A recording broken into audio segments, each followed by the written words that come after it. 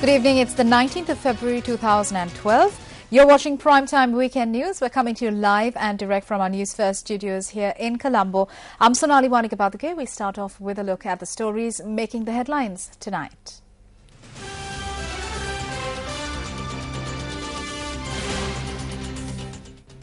Negombo fishermen to refrain from going to sea until they're given fuel at the old rates. Kerosene subsidy for low-income families from today. Flying squad of the Colombo Municipal Council temporarily suspended. JVP alleges that development is a myth. And 3 more ministers sworn into the Maldivian cabinet. Now for the stories in detail. During a period when the debate on devolution of power beyond the 13th Amendment continues, the 30th Chief Ministers' Conference took place in Kandy today. The conference, which was chaired by Chief Minister of the Central Province Sarath Ekanayake, commenced today. 8 Chief Ministers attended the event. A notable absentee at the meeting was the Chief Minister of the Uva Province, Sashindra Rajapaksa.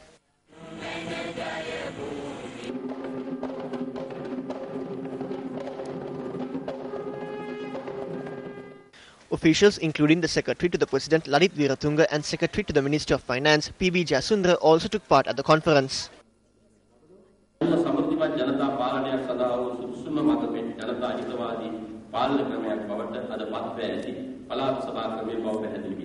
The provincial council system has proven that the best system of governance to bring forth prosperity is a people-oriented system. The history of the political landscape in the world shows us that divisions may arise due to differences in language and religions even in small nations.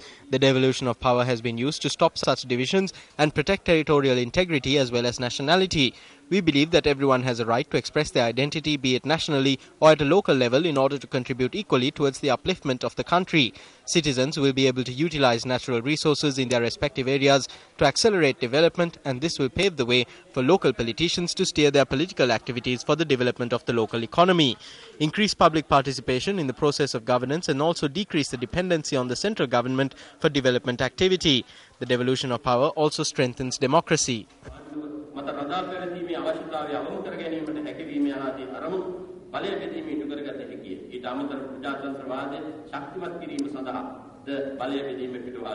Chief Minister of the North Central Province, Bertie Premalal Disanayake, addressed the media after the conclusion of the conference. At the 30th Chief Ministers' Conference, we have not spoken about the devolution of power or obtaining power. The 13th Amendment to the Constitution clearly highlights the power that is vested with us. There are several personal sentiments. Even I may like to take police powers and do whatever I want, but we can't do what we want all the time. Therefore, we need to come to a consensus on what is necessary and suitable for the country. We don't need police powers. We don't have a problem regarding police powers. The police safeguards peace while we are focused on development. Hence, we don't need police powers for development.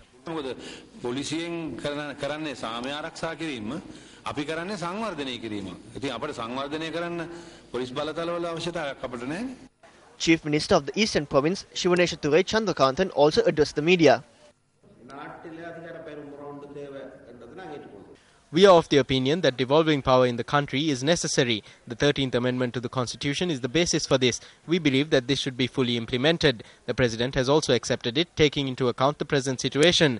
I hope that the President will go beyond the 13th Amendment and provide the necessary powers to the people. It is because of this reason that we are forging ahead with the President. I do not believe that the TNA will reach a consensus on the national issue. However, views were expressed on provincial council powers recently as well. I believe the 13th Amendment is the only tool that could be used to find a solution to the national issue. Hence, we should base our discussions on this and seek a solution by building confidence. The 31st Chief Ministers' Conference is scheduled to take place in the Uva Province. Several protests were held across the island today as well against the fuel price revision on the 11th of this month. This demonstration was held in the Hatton area today against the recent fuel price hike. The demonstration was organised by the Nuwara District Committee members of the Janatha Vimukthi Peramuna.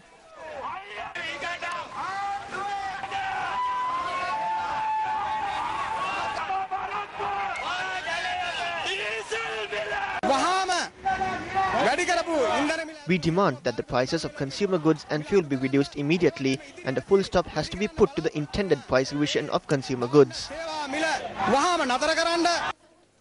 A demonstration was also held in the Deniaya area today against the fuel price hike. The demonstration was led by the Janatha Vimukthi Peramuna.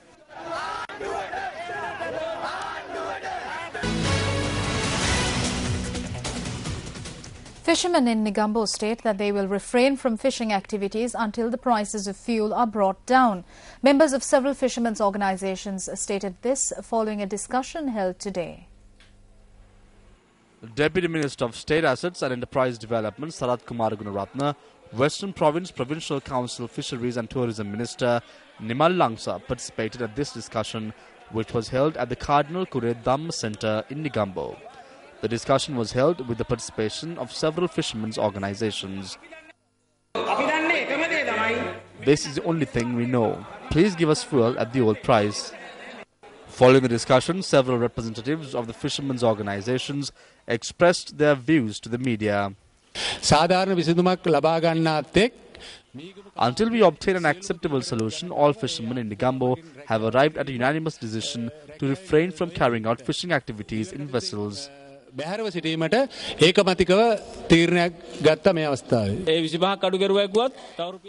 Although they are to reduce 25 rupees, this is still 10 rupees more than the old price.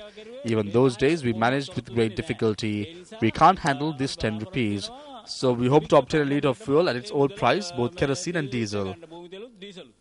When News First contacted Deputy Minister Sarath Kumar Gunaratne about this discussion, this is what he had to say.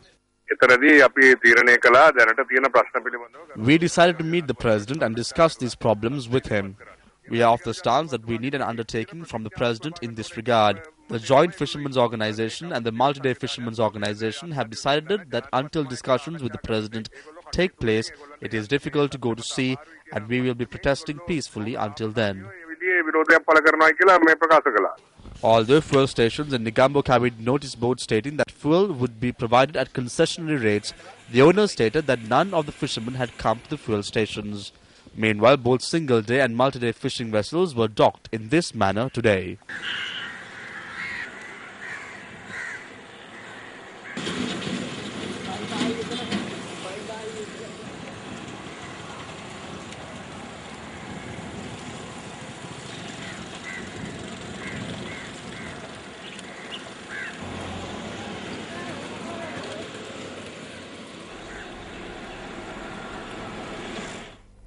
Well, providing fuel subsidies to low-income families commenced today. The subsidy is being granted by the Samurdhi Commissioner General's Department on the directive of the Ministry of Economic Development. A card for a 200 rupee kerosene subsidy was granted to 47,790 Samurdhi beneficiaries in the northern province. The subsidy was granted to low-income families residing in the Jaffna, Vavonia, Mullaitivu and Kilinochchi districts. Meanwhile, a kerosene subsidy was presented to the low-income earners in the Kaduvela Divisional Secretariat area under the auspices of Minister Vimal Weerawansa. The function to present this subsidy was held at the Kaduvela Divisional Secretariat.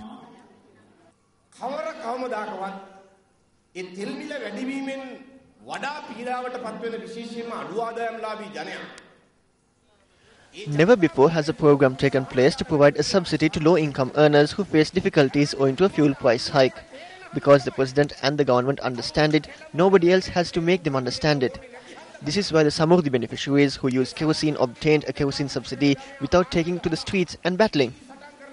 When the fuel price was increased, there were demonstrations in the Chilau, Putlam and Negombo areas on the first day. However, fishermen in the north and south did not step onto the streets in a rebellious manner. A certain non-government organization made the Chilau fishermen step onto the streets. That organization receives money from certain Western embassies in the country. That non-government organization was able to bring the fishermen onto the streets, burn boats and initiate a violent campaign. The fishermen in Chilau carried a board stating that they do not want subsidies. This is not a slogan of the fishermen, but the slogan of the NGO. That is why mayhem took place and claimed the life of one person.